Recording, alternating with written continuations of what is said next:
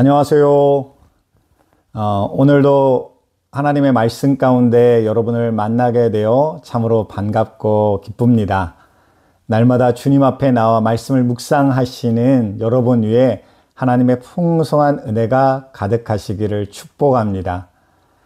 오늘은 빌립보서 2장의 전반부의 내용을 가지고 함께 은혜를 나누길 원하는데요. 오늘 이 말씀을 통하여서 우리의 일상의 삶 가운데 어떠한 삶으로 우리를 인도해 가시는지를 함께 나눌 수 있기를 원합니다. 먼저 처음을 보면요. 바울 사도는 교회가 반드시 갖춰야 할 네 가지 기본의 요소를 말씀하고 있습니다. 이 네 가지가 우리 안에 있을 때 비로소 진정한 연합과 하나됨을 이룰 수 있다고 그렇게 이야기를 하고 있어요. 첫째는 권면입니다. 성도들이 서로의 삶과 신앙을 사랑 안에서 바로 잡아주고 격려하는 것입니다. 단순히 비판이 아니에요. 상대를 세우고 하나님의 뜻으로 인도하는 사랑의 권면입니다. 우리는 누구나 신앙생활을 하다 보면 연약함에 빠지거나 잘못된 길에 갈 수 있잖아요. 바로 이때 우리가 서로를 향한 사랑의 권면으로 서로를 도울 필요가 있는 것입니다. 둘째는 사랑의 위로예요. 우리가 세상을 살면서 지치고 상처받은 그런 마음들이 교회 안에서 하나님의 사랑 안에서 위로받고 또 새 힘을 얻게 하는 것, 이것이 교회의 중요한 사명이라 할 수 있습니다.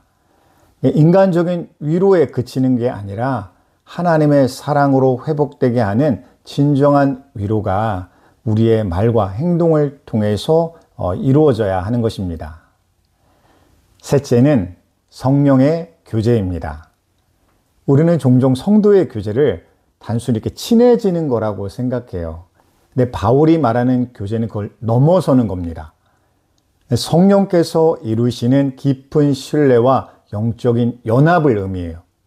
우리가 자주 만나지 못할 수 있죠. 그러나 성령 안에서 하나님을 생각하며 서로를 신뢰하고 의지할 수 있는 관계, 이것이 성도의 참된 교제입니다. 넷째로 긍휼과 자비예요. 긍휼은 누군가 고난을 겪을 때 그걸 당연히 여기지 않고 돕고자 하는 마음을 갖는 것입니다. 우리가 자비는 다른 사람의 아픔과 슬픔을 함께 느끼고 공감하는 마음이에요.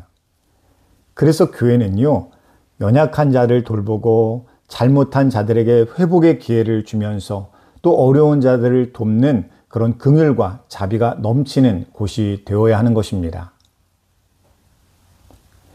그런데 이런 우리의 하나됨을 방해하는 두 가지 요소가 있다고 얘기해요. 바로 다툼과 허영입니다. 다툼은 자기 중심적인 사고에서 시작됩니다. 공동체 안에 임하는 하나님의 은혜를 깨뜨리는 파괴력이 있는 것이에요. 허영은 자신이 인정받고 우대받기를 원하는 마음에서 상대가 자기의 견해를 포기할 때까지 인정하려 하지 않아 갈등과 분열을 초래하는 것입니다. 바울은 여기에 대해서 무엇을 강조하냐면 겸손한 마음을 강조하고 있어요. 이 시대 로마 사회에서 겸손은 미덕이 아닙니다. 그러나 하나님께서는 우리에게 겸손한 마음을 가지라고 말씀하세요. 성경이 말씀하시는 겸손은 자신을 낮추고 비하하는 유교적인 겸손과는 차이가 있습니다. 진정한 겸손은 자신의 한계와 결점을 인정하고 무엇보다도 하나님의 은혜 없이는 살아갈 수 없음을 고백하는 태도입니다. 우리가 다툼과 허영을 내려놓고 겸손으로 서로를 높일 때 하나님의 영광과 성령의 임재가 충만히 우리에게 임하게 하시는 것입니다. 빌립보서 2장 5절에서는요, 바울이 우리에게 이렇게 도전하고 있어요. 너희 안에 이 마음을 품어라. 곧 그리스도 예수의 마음이니. 예수 그리스도를 믿는다는 것은 단순히 지적인 동의를 넘어서 예수님의 삶과 마음을 내가 믿음으로 받아들이겠다는 결단입니다. 그럼 예수님의 마음은 무엇일까요? 그 예수님의 마음을 우리는 세 가지로 정리할 수 있습니다. 첫째로는요, 하나님과 동등됨을 취하지 않으시는 마음이에요. 예수님은 본래 하나님의 본체이십니다. 그런데 자신의 특권을 내려놓으셨어요. 그래서 둘째는요, 예수님은 자기를 비우셨다는 것입니다. 많은 사람이 예수님이 하나님의 신성을 비우셨다고 오해하기도 하지만 이건 옳지 않아요. 예수님은 100% 하나님이시면서 동시에 100% 사람이셨습니다. 여기서 비우셨다는 것은요, 하나님의 마땅한 영광과 권리와 존귀함을 우리를 위해 포기하시고 종의 모습으로 이 땅 가운데 사셨다는 것입니다. 그래서 셋째는요, 예수님이 종의 형체를 가지셨다는 거예요. 예수님은 막 높으신 왕의 모습이 아니라 가장 낮은 자의 모습으로 이 땅에 오셨습니다. 사실 왕궁에 태어나셔도 이건 부족한 일이에요. 그런데 가장 비천한 그 구유에서 주님께서는 태어나셨습니다. 이것이 바로 기독교의 본질이에요. 겸손과 섬김이 기독교의 본질입니다. 하나님이신 예수님은요, 가장 낮은 자리에 오셨으므로 우리에게 복음이 되어 주셨습니다. 우리의 본성은요, 권리와 특권을 좀처럼 포기하지 않으려 합니다. 근데 예수님은 그렇지 않으신 거예요. 자신의 권리를 내려놓고 하나님과 동등한 자리를 포기하셨습니다. 그리고 자신을 비워 종의 모습으로 이 땅에 오셨어요. 기독교는 그런 신앙이 아닙니다. 하나님을 믿으면 내 문제가 해결되고 나를 높여주고 내 인생을 성공하게 해줄 것이라는 기복주의적인 그런 신앙이 아닙니다. 기독교는 낮아지는 곳에 주님의 생명이 있고 비워짐으로 말미암아 참된 능력이 임하고 또 종이 됨으로 말미암아 하나님 나라가 이루어지게 된다는 것을 우리에게 가르치시는 것입니다. 예수님은 하나님의 아들이셨지만 스스로 낮아지셨어요. 인간의 모습으로 오셨을 뿐만 아니라 죄인 된 우리를 위하여 죽음까지 감당하셨습니다. 예수님의 죽음은 단순한 희생이 아니에요. 아버지의 뜻을 자발적으로 선택하신 능동적인 사랑의 결정이었습니다. 생명은 피가 있기에 예수님은 흠없는 어린 양처럼 자신을 내어주셨습니다.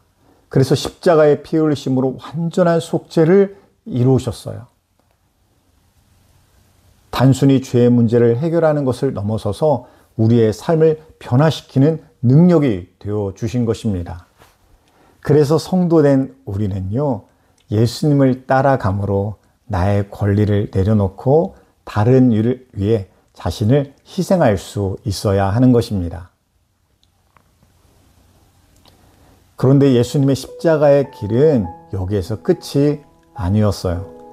하나님은 예수님을 사망과 무덤에 가둬놓지 않으시고 그분을 다시 살리셔서 영광의 자리로 높이셨습니다. 그래서 예수님은 교회의 머리가 되셨어요. 만물 위에 군림하시며 다스리시는 우리의 주가 되셨습니다.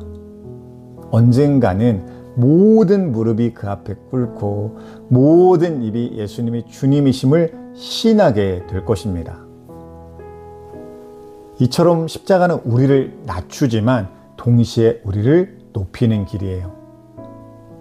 사랑하는 성도 여러분, 우리의 삶이 바로 이러한 예수님의 마음을 닮아가는 삶이 되기를 간절히 소망합니다. 우리 안에 있는 다툼과 허영은 내려놓고 겸손한 마음으로 서로를 높이면서 권면과 위로와 교제와 긍휼을 실천할 수 있는 우리가 되기를 원합니다. 우리가 넘어질지라도요, 다시 일어서기 바라요. 힘들지라도 포기하지 마시기 바랍니다.